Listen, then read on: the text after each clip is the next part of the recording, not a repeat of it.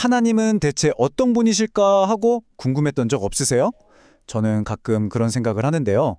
오늘은 우리 주변 세상 곳곳에 숨겨진 단서들을 하나씩 따라가면서 하나님의 진짜 모습을 발견하는 그런 특별한 여정을 한번 떠나볼까 합니다.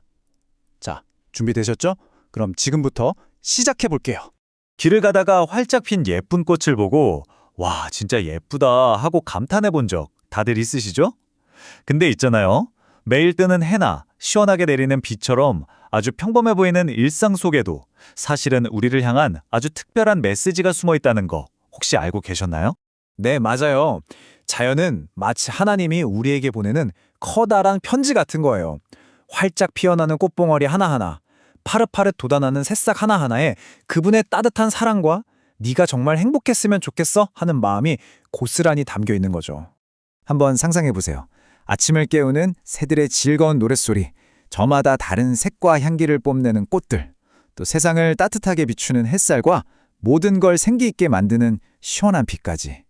이 모든 게 우리를 향한 하나님의 섬세하고 다정한 그런 아버지 같은 마음을 보여주는 증거 아닐까요? 심지어 뾰족한 가시가 돋친 엉겅퀴에까지 저렇게 아름다운 꽃을 피우셨다니 정말 놀랍지 않나요? 이 시편 말씀이 지금껏 우리가 나눈 이야기를 정말 멋지게 요약해 주는 것 같아요. 하나님께서 당신의 손을 활짝 펴서 이 땅의 모든 생명체에게 필요한 걸 다 채워주실 뿐만 아니라 그 마음속 깊은 소원까지도 만족시켜 주시는 분이라는 뜻이거든요. 근데 여기서 한 가지 궁금증이 생기죠. 하나님이 이렇게나 좋고 사랑이 넘치는 분이라면 도대체 왜 어떤 사람들은 하나님을 무섭고 두렵고 다가가기 힘든 분으로 생각하게 된 걸까요? 뭔가 단단히 오해가 생긴 것 같지 않으세요? 사실 여기에는요, 우리의 행복을 바라지 않는 선한 것의 원수라는 존재가 숨어 있었어요. 이 존재가 사람들 마음 위에 어두운 그림자를 드리워서 하나님의 진짜 모습을 보지 못하도록 눈을 가리고 그분의 따뜻한 사랑을 감쪽같이 숨기려고 했던 거예요. 그 차이가 정말 어마어마해요. 하나님의 진짜 모습은 자비와 은혜, 친절함, 그리고 끝없는 사랑 그 자체인데 말이죠. 그런데 이 원수는 하나님을 마치 늘 우리를 지켜보다가 잘못하면 벌을 내리는 엄격하고 무서운 재판관인 것처럼 거짓말을 퍼뜨렸던 거죠. 하나님은 이런 슬픈 오해를 그냥 보고만 계실 수가 없었어요.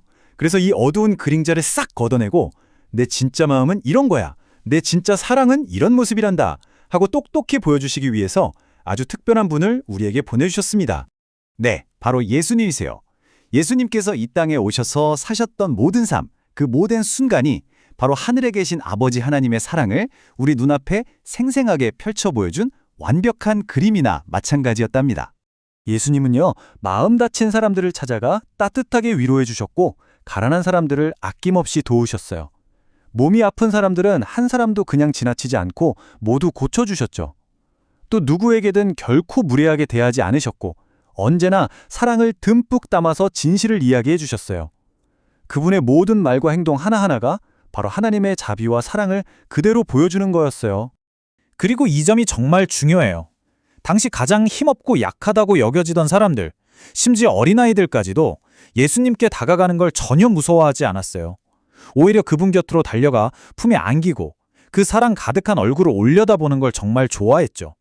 하나님의 사랑이 얼마나 따뜻하고 또 누구에게나 열려 있는지 느껴지지 않으세요?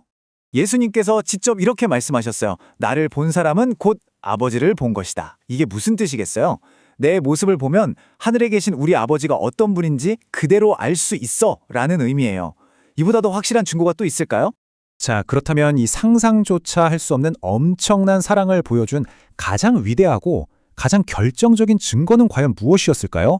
이제 이야기의 가장 중요한 부분으로 한번 넘어가 볼게요. 첫째, 예수님은 이 땅에서 사시는 내내 아버지의 사랑이 어떤 것인지 직접 보여주셨어요.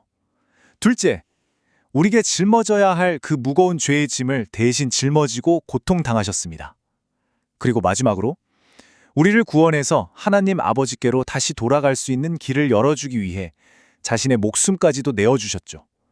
이것이야말로 사랑이 할 수 있는 가장 위대한 행동이었어요. 여기서 진짜 중요한 게 있어요. 이 위대한 희생은 하나님이 우리를 사랑하게 만들기 위해서가 아니었다는 거예요. 완전 반대죠. 하나님은 이미 우리를 너무나도 사랑하고 계셨고 그 사랑 때문에 우리를 구원하시려고 가장 소중한 아들을 보내주신 겁니다. 사랑이 먼저였던 거예요. 자, 그렇다면 이 모든 놀라운 사랑 이야기가 바로 오늘을 살아가는 당신에게 그리고 저에게는 대체 어떤 의미가 있는 걸까요? 이제 우리 자신에게 이 질문을 던져볼 시간이에요. 성경에는 이런 말씀이 있어요. 한번 들어보세요. 아버지께서 우리에게 얼마나 놀라운 사랑을 주셨는지 우리가 하나님의 자녀라고 불리게 되었다고요. 한번 상상해 보세요. 온 우주를 만드신 분의 자녀라니요. 이건 우리가 얻을 수 있는 가장 큰 영광이고 가장 명예로운 이름 아닐까요? 맞아요. 이 사랑은 이 세상 그 어떤 것과도 비교할 수가 없어요.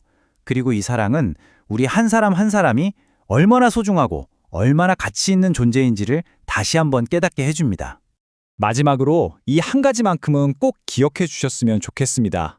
바로 당신은 이 온 세상을 만드신 위대한 하늘의 왕, 그분의 사랑받는 소중한 자녀라는 사실을요. 이 진실이 오늘 당신의 마음에 큰 위로와 힘이 되기를 진심으로 바랍니다.